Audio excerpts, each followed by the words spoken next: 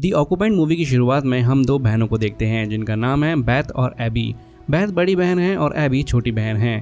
कुछ दिन पहले उनकी मॉम की डेथ हो गई थी, इसलिए बेथ अब एबी का ख्याल रखती है और दोनों अपने पापा के साथ रहते हैं। लेकिन प्रॉब्लम तब आती है जब बेथ को कैंसर हो जाता है। पहले से उसे बीमारी थी पर अब वो लास्ट स्टेज में है और अब डॉक्टर्स बोलते हैं कि अब बचना बहुत ज़्यादा मुश्किल है। डॉक्टर कहते हैं वो ट्राई करेंगे लेकिन कोई गारंटी नहीं दे सकते कि उसकी बहन ठीक हो जाएगी। अब एबी अपनी बहन को बचाना चाहती है। उसे पता चलता है कि अच्छा इलाज सिर्फ एक महंगे हॉस्पिटल में हो सकता है जिसके लिए उसे बहुत पैसे चाहिए होंगे। इसी वजह से वो एक डेंजरस जॉब करने का डिसीजन लेती है। उसके पापा उसे मना करते हैं कि मैं अपनी दोनों बेटियों को रिस्क में नहीं डाल सकता और अपनी दोनों बेटियों को नहीं खो सकता। पर एबी अपनी बहन को किसी भी हालत में बचाना चाहती है, इसलिए वो हाई पेइंग जॉब एक्सेप्ट कर लेती है और चली जाती है जॉर्जिया के पहाड़ों में जो रशिया के पास है। वहाँ उसका काम यूरेनियम की खोज करना होता है। एबी अपने कलीग के साथ वहाँ काम करती है। वहाँ पर एबी हमेशा एक पहाड़ की तरफ देखती है जो काफ़ी ज़्यादा डेंस है, यानी वहाँ पर काफ़ी ज़्यादा घने हुए जंगल हैं और बहुत बड़े बड़े पेड़ भी हैं। वो कहती है कि हमें उधर जाना चाहिए पर उसका कलीग साफ मना कर देता है। उसका कहना होता है वो रशियन टेरिटरी है, अगर हम वहाँ गए तो रशियन लोग हमें मार देंगे। हमें सिर्फ अपने एरिया में ही काम करना चाहिए और एक्सप्लोर करना चाहिए। अब एक दिन एबी अपने कलीग की बात नहीं मानती और जंगल के अंदर चली जाती है। जंगल में बहुत सन्नाटा होता है और इसी बीच उसे एक अजीब सा पत्थर मिलता है।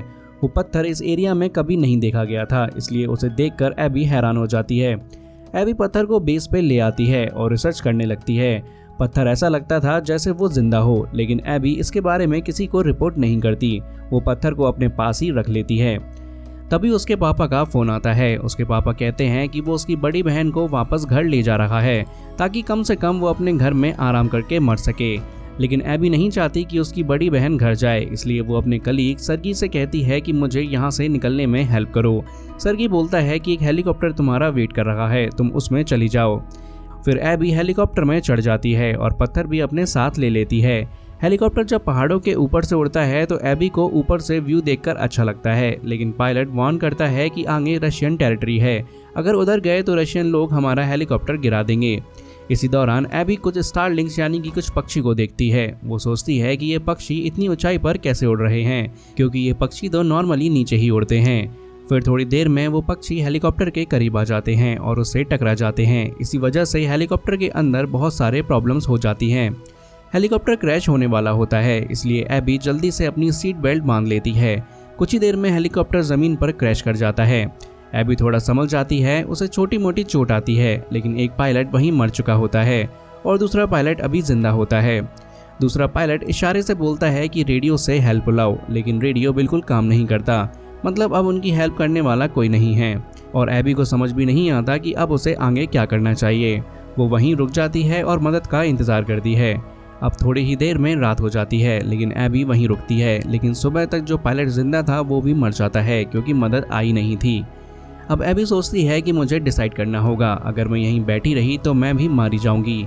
इसलिए वो एक बैग में ज़रूरत का सामान डालती है और दक्षिण यानी कि साउथ डायरेक्शन की तरफ निकल पड़ती है। जब वो जा ही रही होती है तो उसे वॉकी टॉकी से एक आवाज़ सुनाई देती है जो पायलट की पॉकेट में होता है। एबी उसे निकाल लेती है। वॉकी टॉकी के दूसरे साइड एक आदमी जॉन बात कर रहा होता है, शायद वो भी इंजर्ड था। जॉन पूछता है तुम कौन हो और कहाँ से हो। एबी जवाब देती है मेरा प्लेन क्रैश हो गया है, प्लीज़ मेरी हेल्प करो। जॉन का जवाब सुन के एबी शॉक हो जाती है क्योंकि जॉन बताता है कि उसका भी प्लेन क्रैश हुआ था और वहाँ सब मर गए, सिर्फ वो अकेला जिंदा बचा है। वो एबी से कहता है प्लीज़ मेरी हेल्प करो, एक हेलीकॉप्टर और एक प्लेन का एक साथ क्रैश होना ये सिर्फ कोइंसिडेंस नहीं लगता। एबी पूछती है कि तुम किस तरफ हो, क्योंकि सैटेलाइट फ्रिक्वेंसी दूर तक काम नहीं करती, इसलिए मुझे अपनी लोकेशन बताओ। जॉन बोलता है कि एग्जैक्ट लोकेशन तो नहीं पता, लेकिन क्रैश होने से पहले मैंने एक झील यानी कि एक लेक देखा था। फिर एबी कहती है ठीक है, मैं तुम तक पहुंचने की कोशिश करूंगी। जॉन उसे मना करता है और कहता है ये रिस्की होगा, लेकिन एबी जवाब देती है रिस्क तो मैं पहले ही ले चुकी हूँ, शायद हम दोनों के साथ होने पर मदद जल्दी मिल जाए। इसलिए एबी मैप में एक झील देखती है और कंपास लेकर उसी तरफ निकल पड़ती है। ये रास्ता काफ़ी टफ होता है, लेकिन एबी हिम्मत नहीं हारती। अब रास्ते में दोनों वॉकी टॉकी पर बातें करते रहते हैं और जॉन उससे पूछता है कि तुम क्या करती हो और इन पहाड़ों में आई क्यों थी। एबी बताती है कि वो एक जियोलॉजिस्ट है, उसका काम ही पहाड़ों के अंदर रिसर्च करना है और वो पैसा कमाने आई थी ताकि अपनी बहन का कैंसर का इलाज करवा सके। ये सुनकर जॉन भी उदास हो जाता है। अब काफ़ी सारे पहाड़ों को क्रॉस करने के बाद एबी एक जंगल में पहुंचती है और रात हो जाती है। तो वो पेड़ की पत्तियां इकट्ठी करके अपना छोटा सा शेल्टर बना लेती है और वहीं रात बिताती है। रात में तेज़ बारिश भी होने लगती है। वहीं बैठी बैठी वो अपने अजीब पत्थर को देखने लगती है। वो पत्थर अलग ही तरीके से रिएक्ट कर रहा था जो एबी समझ नहीं पा रही थी। सुबह होते ही वो फिर से आगे निकल पड़ती है। अब उसके सामने एक जमी हुई यानी कि फ्रोजन झील होती है। बहुत ही ज़्यादा मुश्किल से वो गिरती उठती और स्ट्रगल करती हुई उस झील को पार करती है। उसके दिमाग में सिर्फ एक ही बात होती है, किसी भी तरह जॉन तक पहुंचना है। लेकिन अगला चैलेंज उसके सामने होता है, एक खड़ी चढ़ाई वाला पहाड़। एबी पहाड़ पर चढ़ने की कोशिश करती है लेकिन बार बार गिर जाती है। तभी वो पत्थर को देखती है और उसका शेप बदलने लगती है।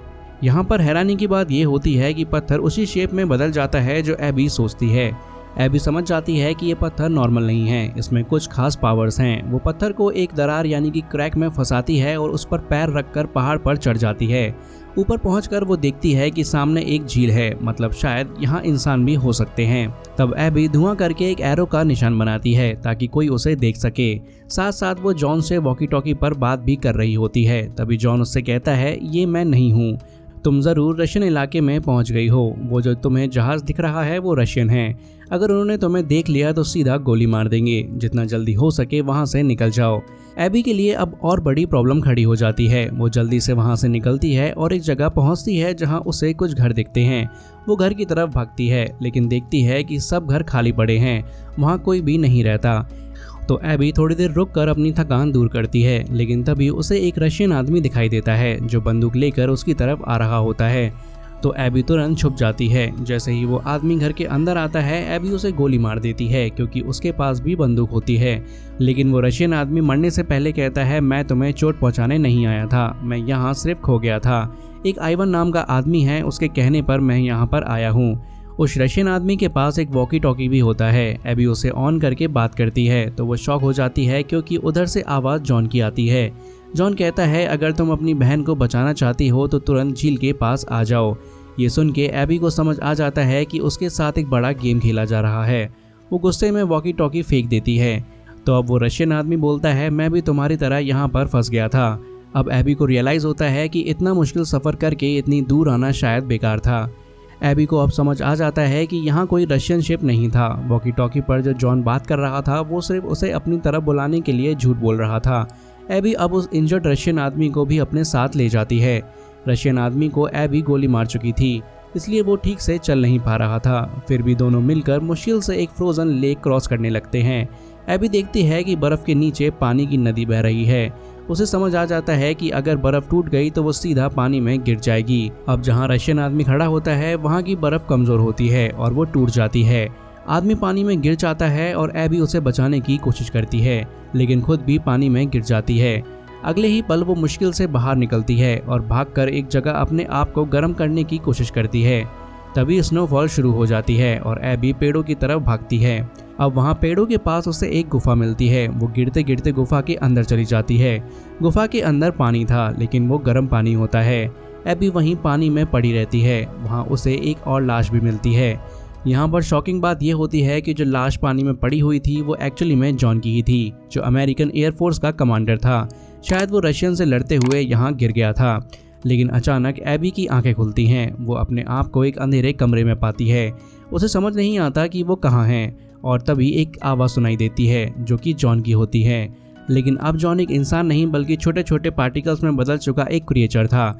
यहाँ पर जॉन कहता है, मैं तुम्हें ऐसा बना सकता हूँ जिससे तुम जो चाहो वो कर पाओगी। एबी जॉन से कहती है, तुम क्या चीज़ हो? जॉन बताता है कि वो पत्थर एबी के पास है, वो उसी का हिस्सा है। वो कहता है कि वो एबी को उड़ने लायक बना सकता है, जैसे एबी ने पक्षियों को देखा था। वैसे ही पहले बहुत सारे लोग यहाँ पर आए थे जो अब पक्षी बन चुके हैं और वो एबी को भी पक्षी बना सकता है। बस एबी को खुद को समर्पित करना होगा। एबी को समझ आता है कि जो पत्थर उसने लिया था वही प्रॉब्लम का रीज़न था। तब से उसके साथ ये सब मुश्किल हो रही हैं। लेकिन एबी कहती है कि वो ऐसा नहीं बनना चाहती, बस घर जाना चाहती है। वो जॉन की बातों में नहीं आती। तभी एबी को हेलुसिनेशन दिखने लगते हैं। वो अपना घर देखती है और सब तरफ पत्थर बरस रहे होते हैं। उसे अपनी बहन भी दिख जाती है। जब वो बैथ को देखती है तो पाती है कि बैथ अब पूरी तरीके से ठीक हो चुकी है और एबी को विश्वास नहीं होता कि ये सब कैसे हुआ। बैथ कहती है, मुझे तो कभी कैंसर हुआ ही नहीं था। एबी अपनी बहन से पूछती है, क्या ये सब सच है? बेथ कहती है, हाँ ये सब सच है। एबी अपनी बहन को गले लगा लेती है और बोलती है, मैंने तुम्हें बहुत मिस किया, मुझे लगा मैंने तुम्हें खो दिया। माँ की मृत्यु के बाद सिर्फ तुम ही थी जिसने मुझे पाला, बड़ा किया और संभाला। लेकिन अब एबी को धीरे धीरे समझ आ जाता है कि ये सब कुछ सिर्फ एक हेलुसिनेशन है, क्योंकि वॉकी टॉकी अभी भी उसके पास था। जब वो दरवाज़ा खोलती है तो खुद को उसी जगह पर पाती है जहाँ वो पहले गिर गई थी। वो डिसाइड करती है कि अब इस चीज़ की बातों में वो नहीं आएगी और वहाँ से अब वो निकल जाती है। तभी हेलीकॉप्टर आ जाता है और एबी को बचा ले जाता है। एबी की आंखें खुलती हैं और वो अपने आप को एक जगह पर पाती है। अब वो पूरी तरह से ठीक है, लेकिन उसे अभी भी नहीं पता कि ये सब सच है या फिर नहीं। वहाँ उसके साथ सरगी होता है। सरगी कहता है, मुझे पता था तुम घर नहीं पहुँची हो, इसलिए हम तुम्हारी तलाश में निकल गए थे। सरगी एबी को एयरपोर्ट पर छोड़ देता है और एबी फ्लाइट पकड़कर अपने घर वापस आ जाती है। वो अपने पापा से मिलती है और अपनी बहन बेथ को भी देखती है।